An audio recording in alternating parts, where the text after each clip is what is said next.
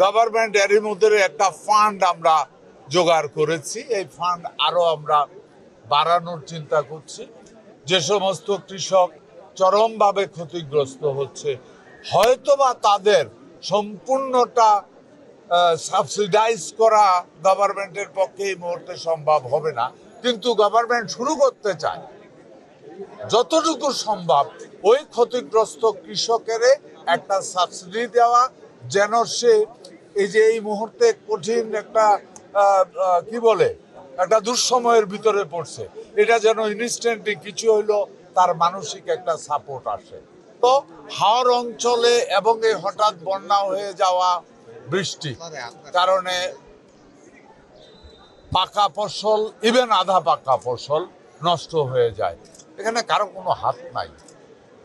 তারপরেও আমরা একটা প্রজেক্ট আমরা নিচ্ছি, বিশেষ করে হাওর অঞ্চলগুলি আমাদের জন্য অনেক বড় ধান উৎপাদনের একটা ভূমি। এখানে মাইলের পর মাইল শুধু ধান আর ধান। হ্যাঁ, এটা একটা হাত ধান উৎপাদনের জন্য। এগুলিকে বিভিন্ন ধরনের বেড়িবাঁধ আছে যেটাতে হঠাৎ করে পানি আসা যেন নষ্ট না করতে পারে।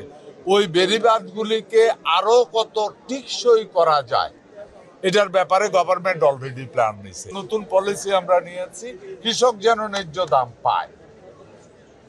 এটার জন্য আমরা যখন ধান কাটার মৌসুম, এখন এই বর্ষা বাদলের ভিতরে ধান শুকাইতে পারে না, সরকার আবার ভিজা ধান কেনার কোনো সুযোগ নাই, কারণ সরকার তো কিনে গোডাউনে উঠাবে, তার তো শুকানোর কেউ নাই। এরপরে গিয়ে আমরা এক একটা ইউনিয়নের ভিতরে আমরা চিন্তা করছি মাইকিং শুরু করব, যে অমুক দিন অমুক ইউনিয়নে সরকারে ধান কিনবে, কারণ নর্মাল বাজারের ধানের দাম এবং সরকারি দামের ভিতরে একটা বড় ধরনের পার্থক্য থাকে। সরকার চাচ্ছে সরকারি দামেই কৃষক ধানটা বিক্রি করুক, তাইলে তার 20, 25, 30% সে প্রফিট পাবে। এটা শুধু ধান না, ধান বলেন, তারপরে ডাল বলেন, সবগুলি আইটেমে এই কারণে কৃষক কার্ডের প্রচলন।